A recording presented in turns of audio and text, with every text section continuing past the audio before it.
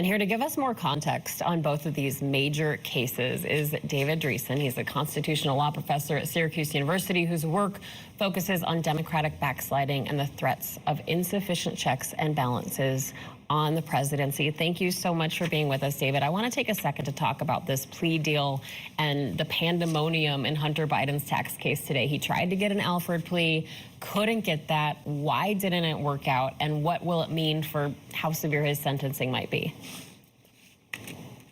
Well, the judge and the prosecutor, I guess, wouldn't accept that, so he had to go to a guilty plea.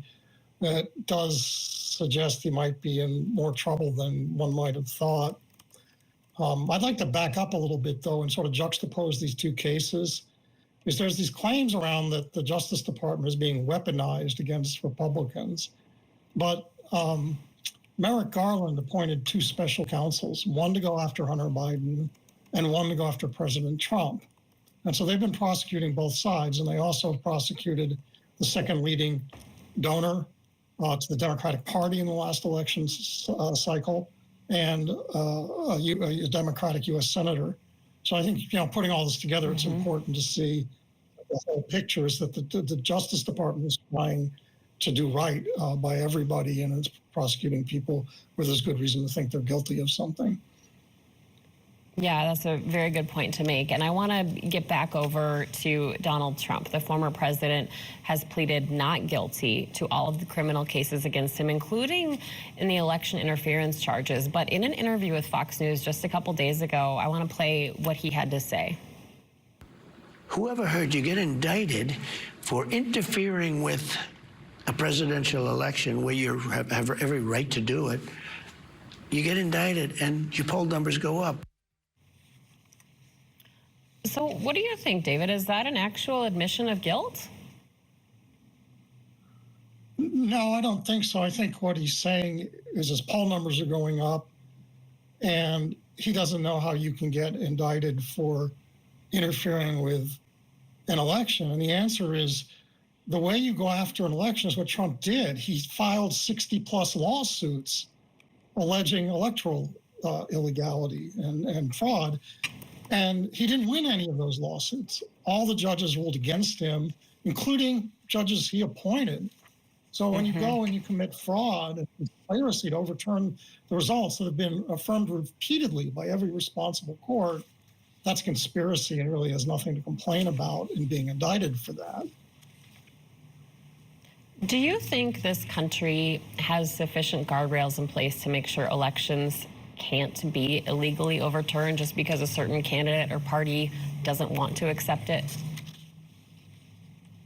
Probably, but Trump is working hard to dismantle the guardrails.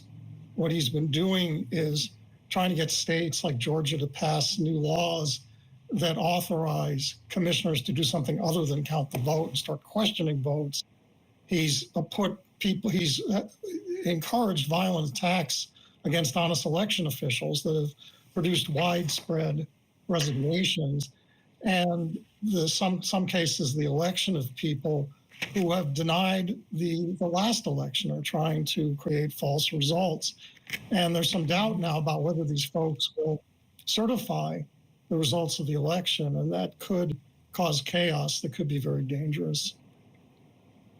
It's certainly a concern, and it kind of leads into my next question. Guardrails or no guardrails, we, like you said, judges, more than 50 judges throughout those challenges, but people still believe that election was stolen. What needs to happen culturally for American voters themselves to accept election results? Well, it's going to take a long time. I think we're beginning to see some Republicans who realize that this is dangerous.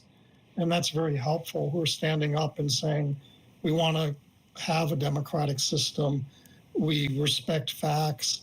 I think the media landscape, responsible reporting like you is really great, but a lot of people are relying on social media where you can spread lies with impunity. And that's fractured the basis for facts that a society needs to function as a democratic society. And that's going to be hard to put together. So we have a lot of healing to do. All right, constitutional law professor David Driesen, thank you so much. And we are back with more headlines after this.